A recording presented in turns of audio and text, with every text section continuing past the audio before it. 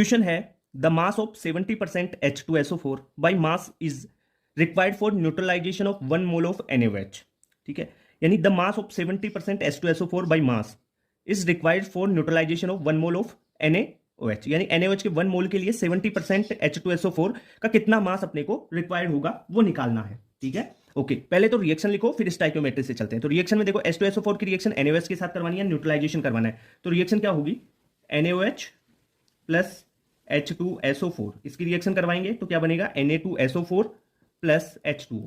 ठीक है, और NaOH दो यूज लेंगे क्योंकि 2H प्लस यहाँ पे है तो 2H माइनस होंगे न्यूट्रलाइजेशन के लिए, या रिएक्शन को बैलेंस करके भी आप ऐसा कर सकते हैं। ठीक है, मैंने तो ये कॉन्सेप्ट भाई दो होंगे OH माइनस वो कहाँ से लगा दिया, थर्मो वाला, थर्मोकेमिस्ट्री वाला। ठीक है, चलो देखो इसके 2 मोल से NaOH के 2 मोल के लिए ये 1 मोल चाहिए, यानी इसके 2 मोल के लिए ये कितना चाहिए 1 मोल। ठीक है सर, 1 मोल का मास कितना होता है H2SO4 का, इसका मोलर मास कितना होता है बताओ, 98 होता है ना। ठीक है सर, अब आपको बोला है कि ये 1 मोल ऑफ NaOH चाहिए, यानी NaOH का 1 मोल चाहिए, यानी इसके 1 मोल से ये कितना बनेगा भाई, हाफ मोल तो बनेगा भाई। इसके 1 मोल के लिए हाफ मोल बनेगा नहीं, चाहिए होगा रिएक्शन करवाने के लिए। ठीक है, क्योंकि रिएक्टेंट है, प्रोडक्ट बनते हैं रिएक्टेंट, तो रिएक्शन करवाने के लिए चाहिए होगा, तो इसके 1 मोल से इसका हाफ मोल चाहिए। ठीक है, इसके 1 मोल का मास कितना होता है 98 ग्राम, तो ये हाफ मोल का मास कितना हो जाएगा 49 ग्राम।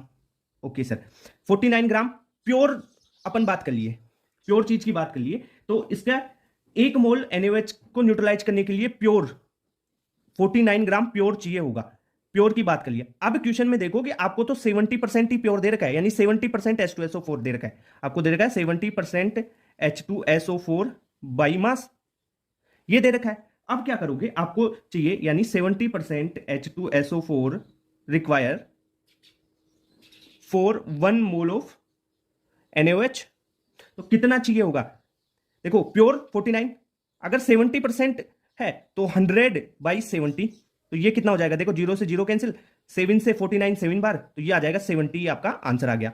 ठीक है, तो करेक्ट आंसर क्या हो जाएगा 3rd। ठीक है, अब कुछ बच्चे बोलेंगे कि 70/100 क्यों नहीं लिखे, अरे परसेंटेज थोड़े लिख रहा हूं मैं, वो चीज अलग होती है, ये चीज अलग है भाई। इतने प्योर से, इतने परसेंट से आपको अब कितना बनाना है, पहले प्योर के लिए निकालना, फिर आप इंप्योरिटी देख लो कितनी है, उसके हिसाब से आप सोल्व कर लो। ठीक है, एक क्वेश्चन और कराता हूं, उससे समझ में आ जाएगा।